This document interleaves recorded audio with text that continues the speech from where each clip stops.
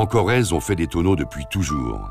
Le métier de tonnelier était un peu comme ces vieux métiers d'autrefois, comme les maréchaux ferrants. On en avait un par village parce qu'il y avait dans chaque paroisse un petit coin de vigne, un peu de vin. La Corrèze a toujours fait pousser des châtaigniers. Les barriques en châtaignier du Limousin ont sûrement élevé les plus grands vins français jusqu'en 1975 pour progressivement muter vers le chêne.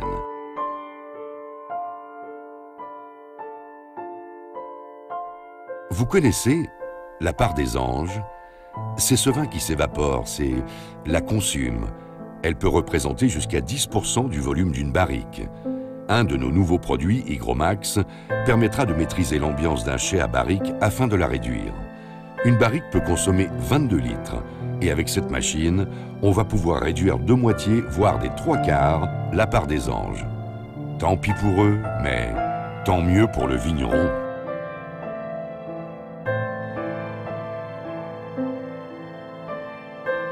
Quand on achète un premier grand cru classé, on se doit de produire uniquement l'excellence, quel que soit le millésime qui dépend des conditions climatiques. Il faut tirer tout vers le haut, quitte à faire une sélection drastique au niveau des raisins, puis une sélection encore plus méticuleuse au niveau des lots de vin. Et uniquement la crème de la crème passera en fût. Évidemment, il faut que le fût apporte encore une plus-value et récompense tous les efforts de la sélection qui ont été faits, du raisin jusqu'à la sélection des lots de vin. La barrique doit tirer le vin vers le haut, tout en respectant le terroir et tout en respectant le vin. Nous sommes comme un ingrédient dans une recette. L'ingrédient est fait pour mettre en valeur la recette, mais surtout, il ne doit pas détériorer la recette.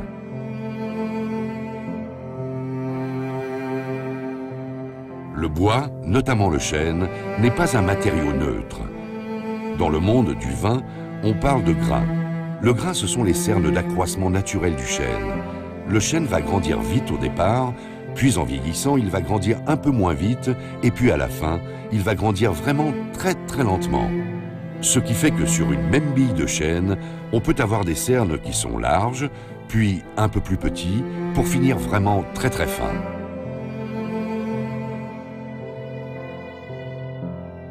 Racontez-moi votre vin.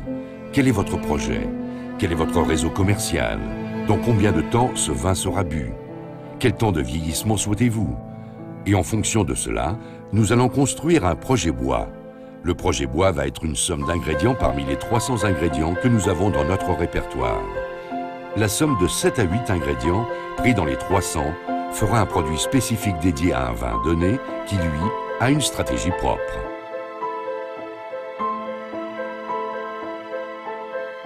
Le bois vient des méranderies. Les mérandiers achètent des grumes sur pied, vendues aux enchères par l'État français, par l'Office national des forêts.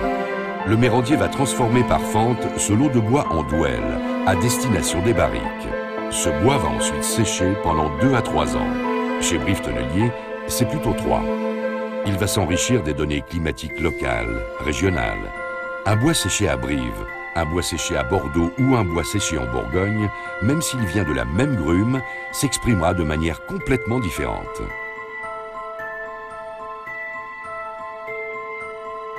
La forêt française fut plantée il y a 600 ans. Aujourd'hui, les forêts de Louis XIV ont 300, 400 ans.